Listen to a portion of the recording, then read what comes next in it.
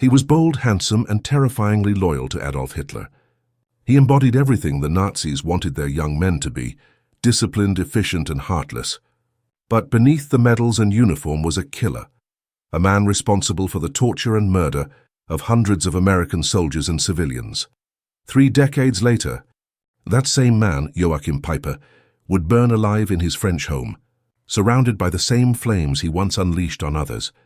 Tonight, we're diving into one of the most chilling stories of retribution in modern history: the rise and fiery fall of Joachim Peiper. You're watching Fleek of History. Before we start, hit like, subscribe, and ring that bell, because this is one story where history itself takes revenge. The making of a monster, 1915 to 1933. Joachim Peiper was born in Berlin on January 30th, 1915, to a family soaked in the pride of the old German Empire. His father, Waldemar Peiper, served proudly in Kaiser Wilhelm's army during World War I. When Germany lost the war, the humiliation of defeat scarred millions, including young Joachim's father. The Treaty of Versailles hadn't just redrawn maps, it had crushed German pride. Ordinary soldiers, once heroes, now stood in unemployment lines. Radical movements fed on bitterness, and men like Waldemar passed their rage to their sons. By the time Adolf Hitler rose to power in 1933, 18-year-old Joachim Peiper had already been shaped by years of nationalist resentment and propaganda. Germany was desperate for revenge, and Peiper was eager to serve. Groomed by the SS, the Devil's Apprentice, Peiper joined the SS, the Schutzstaffel, in 1933, barely a man but already full of ambition. Coldly intelligent and unnervingly self-confident, he caught the eye of the most dangerous man in Nazi Germany after Hitler, Heinrich Himmler. Himmler saw in Peiper an ideal Nazi: handsome, loyal, efficient, and utterly without doubt. Within a few years, Peiper was not only an officer, but Himmler's personal adjutant, a position that gave him a front-row seat to the horrors that defined Nazi rule. He traveled with Himmler to concentration camps and execution sites, learning firsthand what it meant to purify Germany. In 1939, he witnessed the killing of Polish leaders and the first victims of the regime's so-called euthanasia program, where doctors murdered disabled and mentally ill patients with poison gas. Peiper didn't flinch. That calm acceptance, that ability to watch people die without a shred of emotion, became his most frightening weapon, baptized in fire. War on the Eastern Front. When war erupted in 1939, Peiper left Himmler's side to join the Waffen-SS in battle. He fought in Poland, France, and the Soviet Union.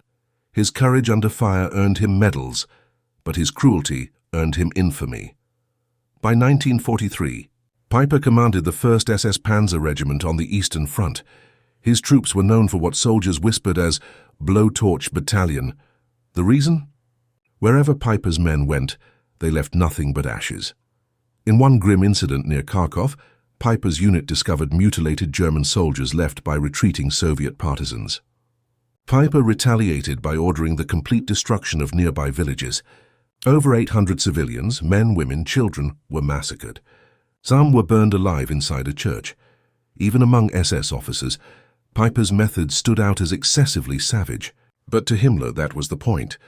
In Nazi eyes, brutality was loyalty, a trail of fire across Europe. When Mussolini's Italy fell to the Allies in 1943, Peiper and his men were sent to northern Italy to restore German control. The Italians who resisted were treated worse than enemies. They were traitors. In the small town of Boves, Peiper's men faced resistance fighters. The villagers surrendered peacefully after negotiations by a priest and a businessman. Peiper promised them safety, then betrayed them brutally. His men set the town on fire, burning the church with the priest and negotiator inside. 23 civilians were murdered, including an 87-year-old woman confined to her bed. This was Peiper's war. No empathy, no mercy, only vengeance. The Malmedy Massacre, December 17, 1944. By the end of 1944, Germany was losing. Hitler launched one last desperate strike in the Ardennes, the Battle of the Bulge. The goal: crush Allied forces and turn the tide. Leading the spearhead of this offensive was none other than Joachim Peiper. His formation, Kampfgruppe Peiper, was a terrifying armored column of tanks and SS troops cutting through Belgium under Hitler's direct orders. But what happened near the small Belgian crossroad of Bulge, outside the town of Malmedy, would stain Germany's honor forever. At around noon on December 17th, Peiper's men captured about 120 U.S. artillery soldiers from the 285th Field Artillery Observation Battalion. The Americans surrendered, unarmed and defenseless. Peiper ordered them gathered in a snowy field. Then machine guns opened fire. 84 American soldiers were murdered in cold blood. Eyewitness survivors later testified that SS men walked among the bodies, shooting the wounded in the head. When night fell, the field was littered with frozen corpses, evidence of Nazi cruelty at its most naked. The horror spread beyond that field. Peiper's troops killed civilians in nearby Belgian villages, including women and children. When news of the Malmedy massacre reached Allied forces, it sparked outrage. For many American soldiers, it changed the rules of war. No longer would they show mercy to captured SS troops. Trial at Dachau, 1946, after Germany's defeat. Peiper was captured in May 1945. Even behind bars, he radiated arrogance. He defended Nazism, telling interrogators that killing Jews and Poles was part of cleansing society. He even complained that the United States should have recruited the Waffen-SS to help fight communism.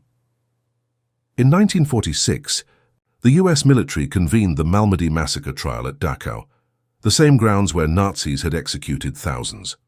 73 defendants faced justice, including Peiper. Witnesses, survivors, and forensic investigators painted an unshakable picture of guilt. Peiper denied responsibility, claiming his soldiers acted without orders. But the tribunal wasn't fooled.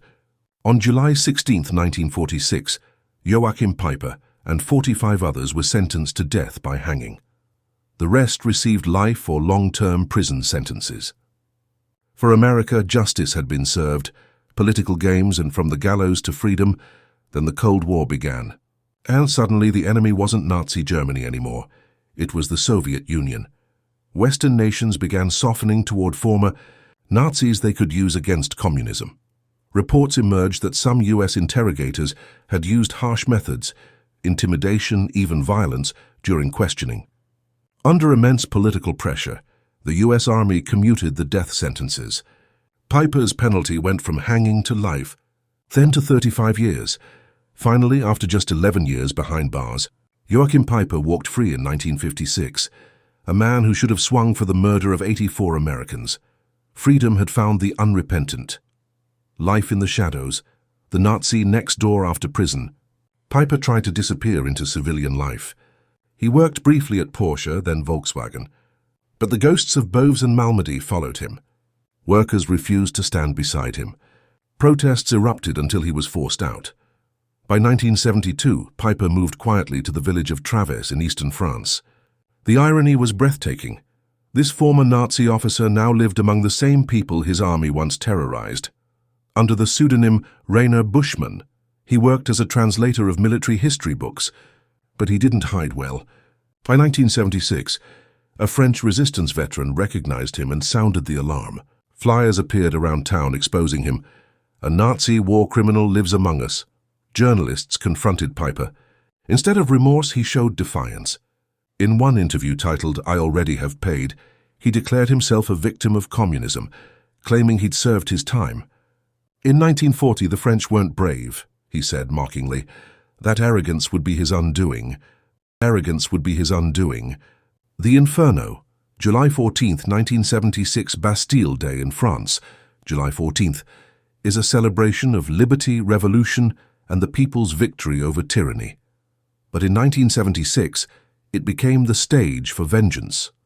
As fireworks crackled overhead, a group calling themselves the Avengers surrounded Peiper's home. They carried Molotov cocktails, firebombs. Within minutes, flames engulfed the villa. Neighbors awoke to explosions and smoke. By the time firefighters arrived, it was too late. Inside, they found the charred remains of a man gripping a pistol, as if he'd tried to fight back. He had died from smoke inhalation. The body was reduced to a fraction of a man's size, unrecognizable except for the twisted remnants of metal from his gun. Whether you believe in fate, karma, or just poetic justice, the result was undeniable. The bringer of fire had finally died by fire. Aftermath: justice or vengeance. Authorities never officially charged anyone for Peiper's death. Some said the anti-fascist group the Avengers took credit. Others claimed it was local resistance veterans who had waited 30 years to settle a debt. To this day, no one knows for sure. But across Europe, the response was chillingly calm. Few mourned. Even some who believed in law over vengeance admitted justice finally found him. For Americans who remembered the faces of the 84 soldiers murdered in that snowy Belgian field, the flames that consumed Peiper felt like history closing its own circle. Legacy, lessons from evil. What makes Peiper's story so haunting isn't just what he did, it's what he believed. He wasn't insane. He was intelligent, disciplined, charismatic. He believed he was fighting for civilization, not destroying it. That's what makes men like him so dangerous. Evil rarely looks monstrous. It often looks confident, respectable, even heroic to its followers. Peiper is a reminder that the people who commit the worst atrocities don't see themselves as villains. They see themselves as soldiers, patriots, idealists, until history burns away the illusion. Closing narration. The final word: Joachim Peiper died the same way his victims did, trapped by flames he could neither control nor escape. His aide ashes became the last page of a story that began with arrogance and ended with smoke. He thought himself untouchable, but history remembered, and that's the power of knowing the past. The evil we expose cannot return if we keep its memory alive. If stories like this matter to you, if you believe truth still needs a voice, hit that like button, subscribe, and stay with us here at Fleek of History, because the past isn't dead. It just waits for someone to tell it right.